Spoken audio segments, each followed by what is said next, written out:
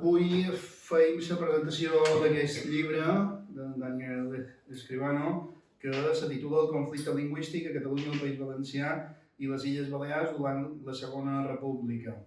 És un llibre que, a més, compta amb el pròleg d'en Jaume Bernet. El primer que faré serà dir les persones que intervendran.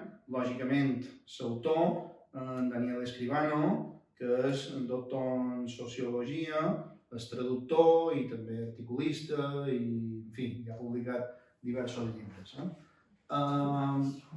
En Josep de Luis, que fins fa poc ha estat el president de l'Obra Cultural Balear, ell és advocat i, a banda d'això també, diguem que ha participat molt en el debat públic a través d'articles d'opinió, etc.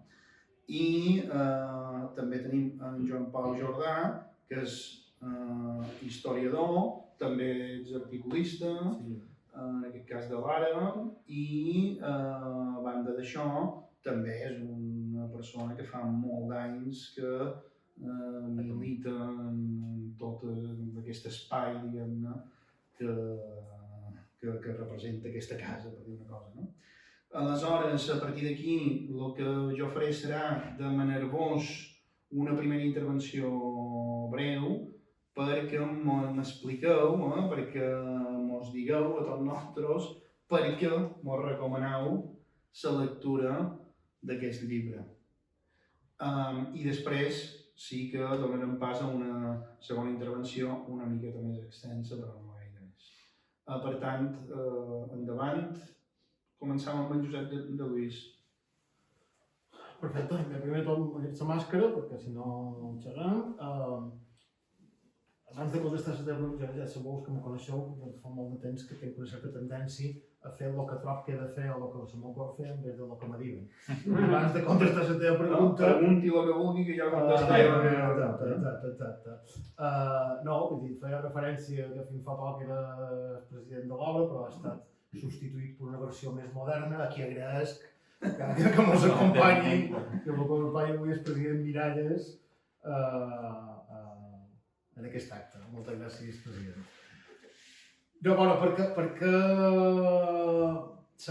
Perquè recomano llegir aquest llibre, un poc respondre això des de la seva experiència personal.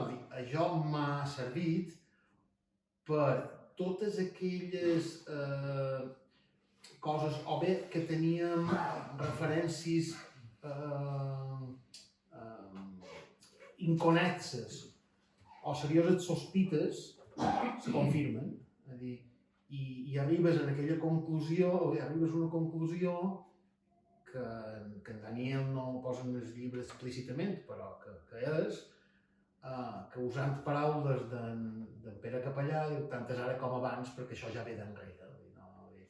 Sempre hem estat en la mateixa tensió i amb aquella necessitat de negar-nos com a poble a través, entre altres coses, de la llengua. I jo crec que només per això val la pena per donar-se en compte que allò que estem visquent tampoc no és tan nou. Duem molts anys intentant acabar nosaltres i no l'hem aconseguit. Beníssim. Vale, moltes gràcies. No ens coneixem abans. Jo recomanaria llegir aquest llibre perquè això és literatura de l'autoconeixement, no? A partir del que va dir en Vicent Vives a Notícies de Catalunya, no? Són una literatura que ens permet conèixer-nos a nosaltres. I què no ens permet conèixer? Ens permet conèixer un mite que és la Segona República, perquè en el cas de Mallorca, i en el cas d'Espanya també, però en el cas de Mallorca han construït una imatge del que va ser la Segona República a partir de les excepcions, a partir d'Emili Darder, a partir d'en Fortesa, i això van ser les excepcions, que van confirmar una regla que tu ho dius en el llibre, no? Que per Tollep. I diu que tot el procés de normalització lingüística o que se planteja durant la República és fruit de la correlació de forces del 14 d'abril. No és fruit d'una voluntat de crear un altre model d'estat, ni una altra forma de concebre Espanya. I està bé que nosaltres ho coneguem perquè moltes vegades, jo som el primer que reivindicam, models del passat i ser conscient que aquests models tenen unes fortes limitacions i que potser no convé repetir-los. Beníssim, extraordinari. Dani, A veure, intentarem...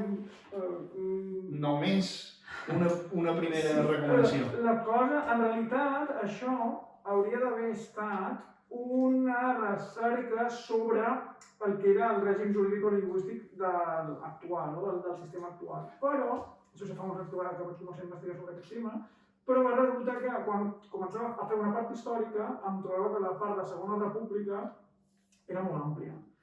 I aleshores, clar, allò es va acabar menjant tot el que era el projecte de recerca inicial, fins al punt que va ser un projecte de recerca propi, una cosa que m'imagino que és bastant habitual de tots els investigadors.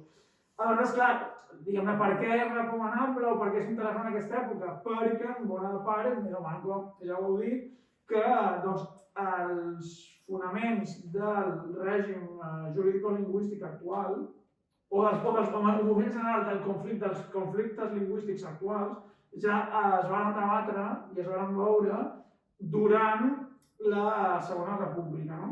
I de fet, clar, com a model i com a antimodel, la Segona República també hi és, diguem-ne, en el marc jurídic actual, no?